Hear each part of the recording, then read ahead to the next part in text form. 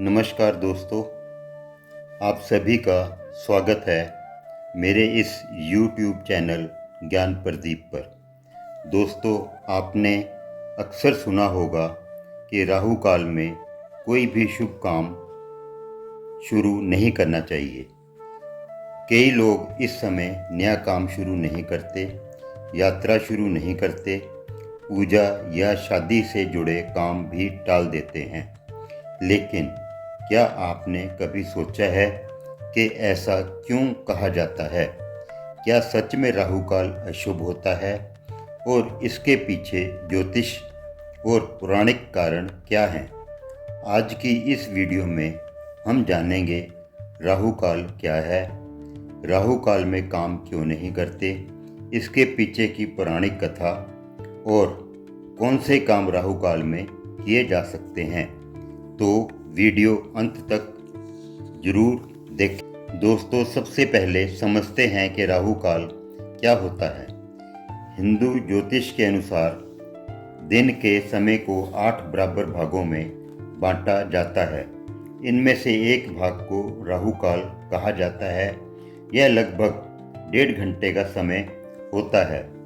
राहु काल time chart Bharat के समय अनुसार इस प्रकार है। यह चार्ट सूर्योदय लगभग 6 बजे मानकर बनाया गया है।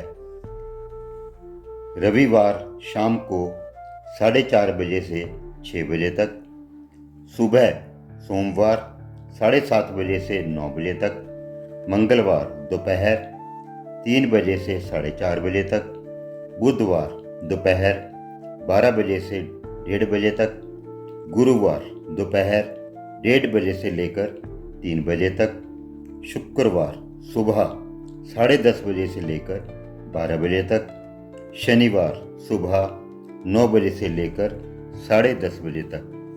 दोस्तों, यह समय सूर्य उदय के अनुसार थोड़ा आगे पीछे हो सकता है, इसलिए अपने शहर के अनुसार राहु काल जरूर देखें।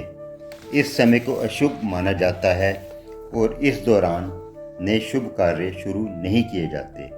लेकिन ध्यान रखने वाली बात यह है कि अगर कोई काम पहले से चल रहा है तो उसे जारी रखना अशुभ नहीं माना जाता। अशुभ केवल नए काम की शुरुआत को माना गया है। अब सवाल आता है कि राहु आखिर कौन है? ज्योतिष शास्त्र के अनुसार राहु को छाया ग्रह कहा जाता है। यह कोई भौतिक ग्रह नहीं, बल्कि एक गणितीय बिंदु है जो सूर्य और चंद्रमा के मार्ग के मिलन से बनता है। ज्योतिष में राहु को माना जाता है भ्रम का कारक, अचानक घटनाओं का कारक, बाधा और रुकावट का कारक। इसी कारण राहु से जुड़े समय को सावधानी का समय माना जाता है। दोस्तों, राहु काल के पीछे एक बहुत प्रसिद्ध पौराणिक कथा भी है। यह कथा जुड़ी है समुद्र मंथन से। जब देवता और असुर मिलकर समुद्र मंथन कर रहे थे, तब उसमें से अमृत कलश निकला।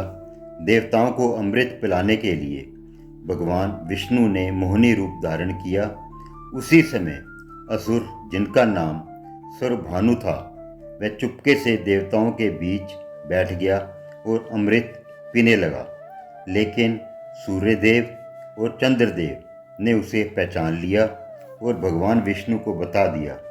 तभी भगवान विष्णु ने अपने सुदर्शन चक्र से उस असुर का सिर काट दिया।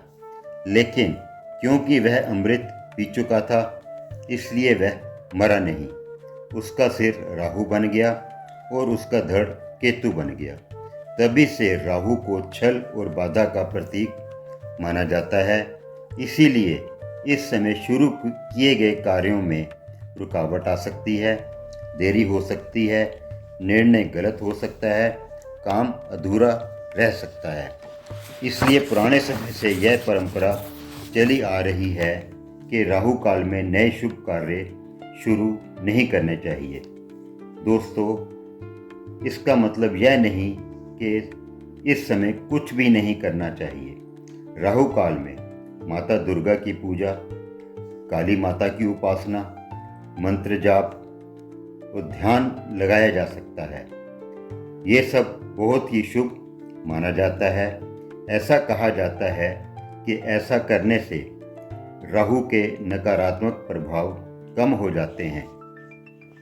तो दोस्तों, अब आप समझ गए होंगे कि राहु काल में शुभ काम क्यों नहीं करते। यह परंपरा ज्योतिष और पौराणिक मान्यताओं पर आधारित है, लेकिन सबसे महत्वपूर्ण बात यह है कि ईश्वर में विश्वास और सकारात्मक सोच हमेशा सबसे बड़ी शक्ति होती है। अगर आपको यह जानकारी पसंद आई हो तो कृपया मेरे इस चैनल को लाइक, शेयर और सब्सक्राइब जरूर करें और कमेंट में ओम राहुवे नमः जरूर लिखें।